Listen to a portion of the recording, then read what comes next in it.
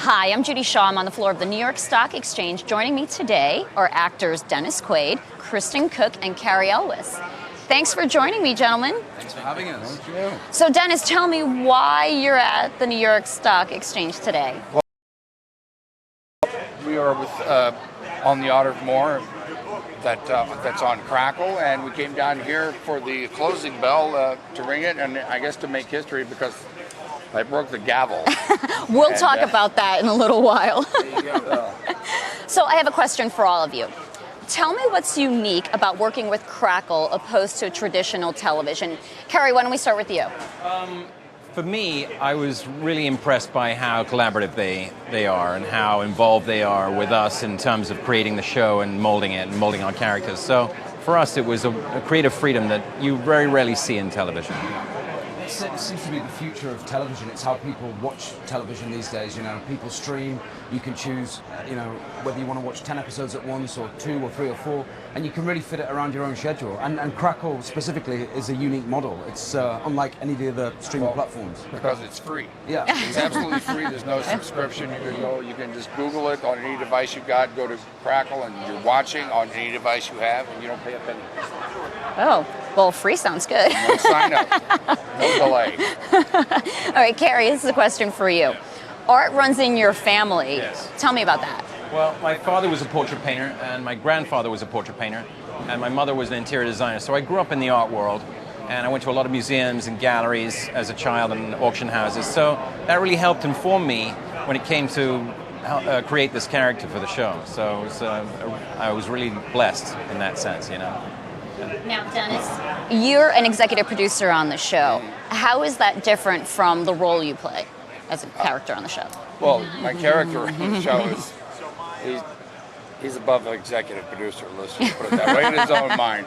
But usually those titles are vanity titles. But Crackle is very collaborative, and it really made me a part of the running of the show and what goes after. And we all collaborate really, and the voice for the actors and for the set. Now, Kristen, at the end of the last season, your girlfriend was taken away. How are you coping with that loss this season? Well, I think it's that which drives him for the whole season. It's really that remorse and that sadness which spurs him on. So I think season 2 for Graham is all about seeking some redemption and trying to get some justice and atone for his sins, for the wrongdoings that he did in season 1. So it's really the driving force in his whole story this year. Okay, now this question is for all of you. So during this season, your characters go to the depths of their humanity to survive. Are you surprised by the actions that your characters actually, do? How about you, Dennis? Tell me. Well, I've got enough money to kind of buffer the depths a little bit, but I have a daughter who walks, grown daughter that walks back into my life with a surprise. Oh. Yeah. Okay. So. How about you, Kristen? I don't think so, because Graham is the sort of character that when his back's up against the wall, he'll do whatever it takes to sort of to get through it and to get what he wants. So I think I'm not surprised by the character, but he may surprise himself. You know what I mean? I think he's a fighter, so I think he's very spontaneous. So no, I don't think he surprises himself. Cary. I think Arthur does surprise himself. He's caught unawares by having this facade that he's worked on so long to create, and the prestige in the art world. Now he's had all his money and his art taken away from him, so now he's like his back is up against the wall as well. So he's forced to resort to things that he's not used to doing in order to survive. So yeah, it's really exciting. Mm-hmm. Okay, so one final question.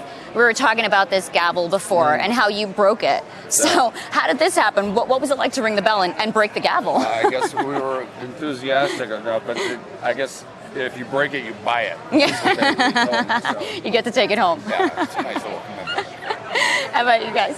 I mean, it was perfect. I couldn't have wished it to go any other way. The only thing I wish is that I had the glory of doing it, to be honest, but there you go. Things like this happen to me a lot. Well, it was great having you all here. Thanks for joining me.